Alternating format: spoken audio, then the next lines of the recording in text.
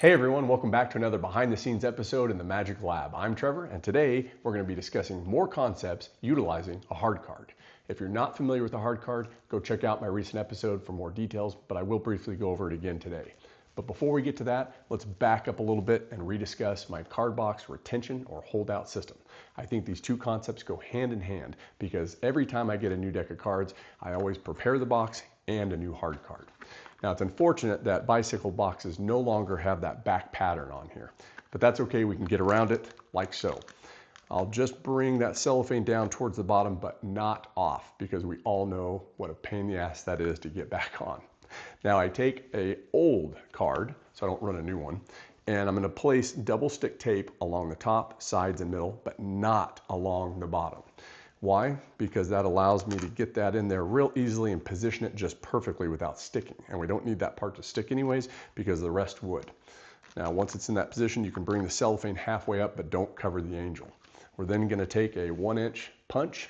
I got this from Amazon, and we'll slide that over the top. Now again, that wouldn't move if this was stuck down, but just to show you, I think the perfect position is right at the hip line for me. But you can experiment a little more shallow. You can go down to the knees. The knee line is pretty good too, I've tried that. Just experiment and find out what works for you. Once you get that position, you punch. And let me show you what that does. Set this aside and we'll use the prepared box here. That card is taped on here and that punch goes through the card and the card box.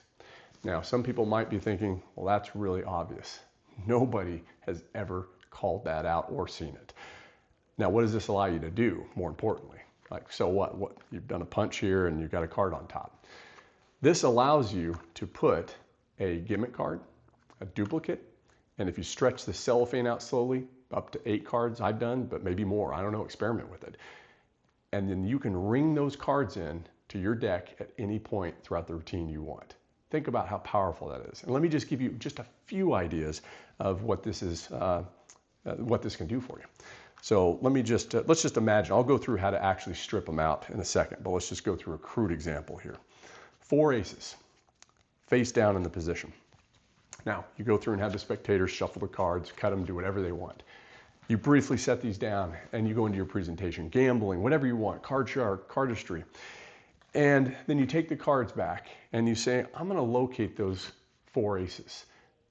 And you do so, one at a time. Do some false cuts, shuffles, however you want to do it. Or maybe you produce all 4 aces at once. Now let's take this a little further, outside of the box, pun intended. You've got 4 aces here, face up this time, and I can place them here. But won't people see that? Well, what if we just take a cover card and just place it on top? Now you can't see it. Maybe we play with red backs, red-blue backs. I mean, just experiment with this. It's just amazing. So now, we go into the same presentation. We talk, we take the cards back, and then I say, I bet I can find all 4 of those aces, even though you shuffled those cards. Let's say with 1, 2, no, let's say 3 cuts.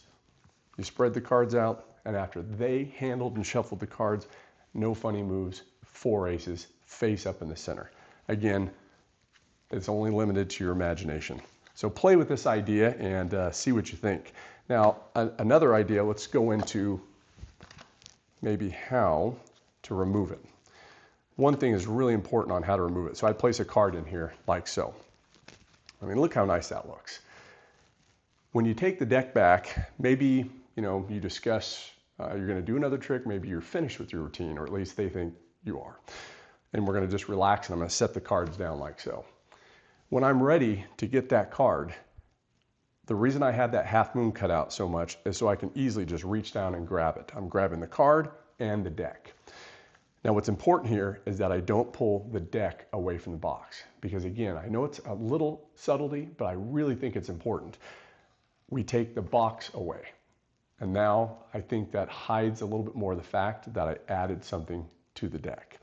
At this point, what's so cool about this is we can go through the cards and they can pick any card they want. I mean, it does not matter which card they pick. You take their card, you can look at it, you can even have them sign that card. And we go through whatever presentation you want by drawing the card, and you say, let's try this. I want to try a little experiment here. We take this pen, and you know why they call it a Sharpie? Because it's actually very, very sharp. Watch carefully. If you just find the sweet spot, check that out. It goes right through that card. And what's so cool about this is they can actually hold onto that pin now themselves and pull it out. You can then go on to show just a little blow that has healed completely. And that card can immediately be handed out and kept as a souvenir. So just a couple ideas. I mean, you can see where this is going. So many ideas here that you can do utilizing this card box retention or holdout system. And now we'll get back to the hard card. If you saw my last episode, then you know exactly what a hard card is and what it can do. But if you didn't, I'll give you a brief description. It's two cards double sticked together, forming a hard card. Now, what does that do for us? If we place it on top of the deck, we can then take any card, let's say the Jack of Diamonds, place it on top, and that's going to be our force card. At this point, we can just go through the cards and let them select any one they want. Freely toss it on top. This is how cool this card is. No get readies, no pushovers, no pinky breaks, no pinky counts, no pinky pull downs, no pinky anything. You just reach in like a strike double and turn that card over. But it's a strike double with absolutely no technique or effort. Now think about this, 3, 4 cards on top, or as many as you want. It's that easy. I mean, it's the world's easiest turnover. And that was 4 cards without any effort. So now that you know how the hard card itself works, I've added a few extra concepts. I've separated them out individually here so I could show you, but ideally we're going to combine them and integrate them all into one card. The next concept is using the hard card as a key card, but not just the face, the back. Now I always use the same face card because I always know in all of my decks what my hard card key card is. Now the backs, what I do is I use a little clothespin and I make a little marking in the edges like so. Now this is not a prolific idea by any means. It's just what I like. I think pencil dots smudge and wear off, and I don't always pick them up. And ink sometimes is a little too bold and obvious. But with this method, if you take a look here, hopefully you can see that.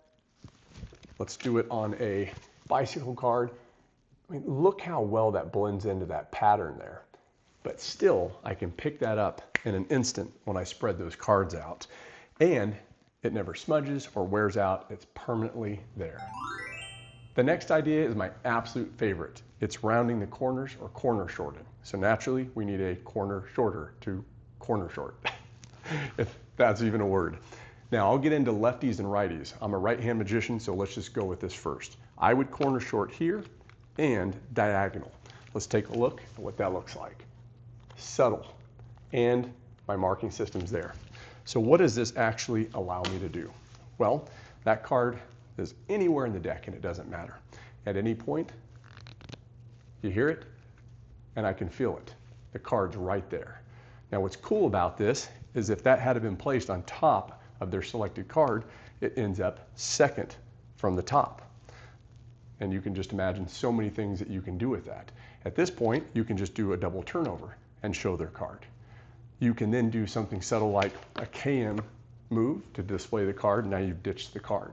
Or let's say you displayed their card at this point that you found it, and you go into something maybe like taking the card and just tossing it through the deck, and it changes. So there's so many little ideas that you can do using this card. I just think it's an awesome utility. Now I said there's a difference between lefties and righties. So let's look at that. A lefty would corner short the opposite sides because they would be riffling down here. So then I started thinking, what if I corner shorted those sides and I used it as a righty? How could that be useful? Well, what I found is that then if I riffled down the front edge like so, now the card would flick up here, and that would leave their selection right in the position I actually wanted.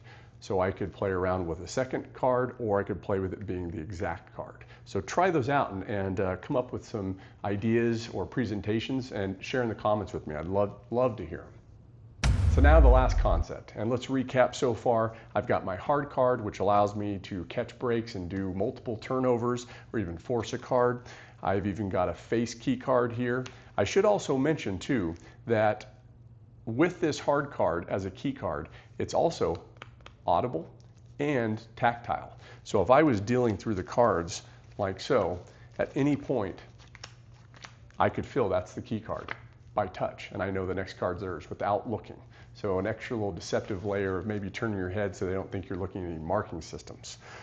So we've got the hard card, we've got the key card, face and back, and then we've got our corner short, all built into one. Let's add the final layer.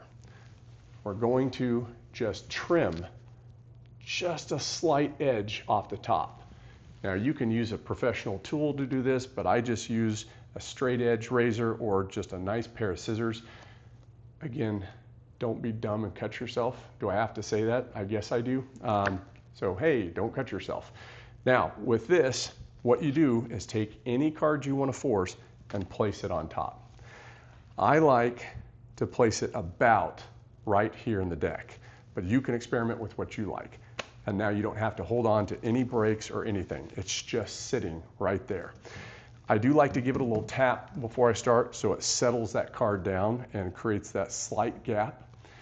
And now the presentation is, I don't want you to actually physically take a card out so that I could control it and maybe figure out what it is. I'm just going to have you think of a card, right? It's a subtlety because they're actually picking a card, but they will remember this as they just thought of a card.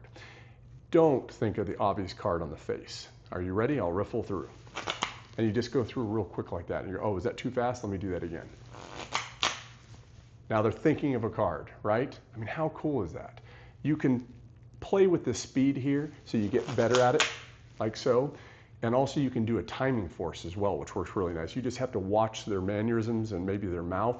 And as you're riffling down, as soon as they go to say stop, you just cut right to it like so. I mean, it's just as easy as dropping the other cards like that.